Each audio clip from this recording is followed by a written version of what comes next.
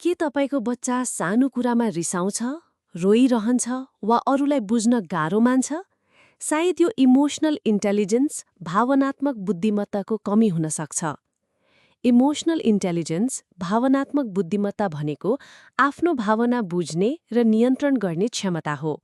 साथै अरूको भावना बुझ्ने र सही प्रतिक्रिया दिने क्षमता पनि हो। इमोसनल इन्टेलिजेन्स कम हुँदा के सङ्केत देखिन्छ त? सानो कुरामा धेरै रिसाउनु, सानो कुरामा रोइरहनु वा हार मान्नु, अरूको भावना नबुझ्नु। तर राम्रो खबर के हो भने यो सिक्न सकिन्छ। बच्चासँग खुलेर कुरा गर्नुहोस्, उसलाई भावना व्यक्त गर्न सिकाउनुहोस्, राम्रो व्यवहार देखेपछि प्रशंसा गर्नुहोस्। इमोसनल इन्टेलिजेन्स किन महत्त्वपूर्ण छ? यसले आत्मविश्वास, राम्रो सम्बन्ध र सफल जीवन बनाउँछ। पढाइमा मात्र होइन, जीवनमा पनि सफलता दिन्छ। बच्चालाई भावनात्मक रूपमा बलियो बनाउनु नै साँचो शिक्षा हो।